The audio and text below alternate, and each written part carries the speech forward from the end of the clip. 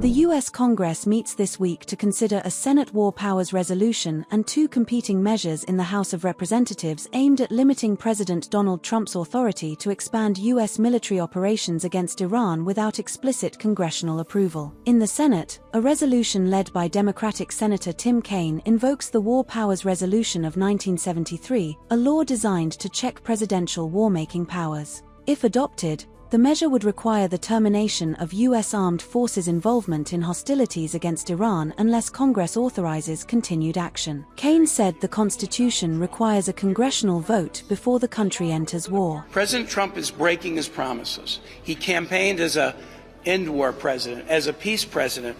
Less than 6 weeks ago, the Pentagon put out a national defense strategy under the name of the Secretary with the approval of Donald Trump. Here was the promise. No longer will the department be distracted by interventionism, endless wars, regime change, and nation building. What?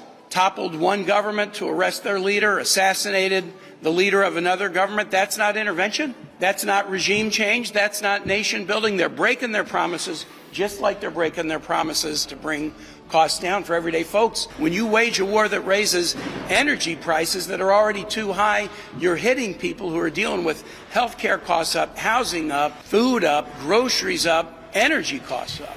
It's time for the president to keep promises, not break them. In the House of Representatives, a bipartisan resolution introduced by Democrat Ro Khanna and Republican Thomas Massie similarly calls for the removal of U.S. forces from hostilities lacking congressional approval. A separate proposal backed by Democrat Josh Gottheimer and other centrists stops short of demanding an immediate halt but calls for compliance with existing law and consultation with Congress. The debate follows coordinated U.S. and Israeli strikes on Iranian military and political targets, an escalation that has reportedly resulted in American casualties and raised fears of a broader regional conflict. Democratic leaders have emphasized oversight and transparency. Senate Minority Leader Chuck Schumer urged officials to clarify the objectives of the strikes, while House Minority Leader Hakeem Jeffries called for classified briefings and a formal vote. Progressive lawmakers, including Senators Bernie Sanders and Jeff Merkley, have openly opposed the conflict, while Senator John Fetterman said he would oppose the resolution.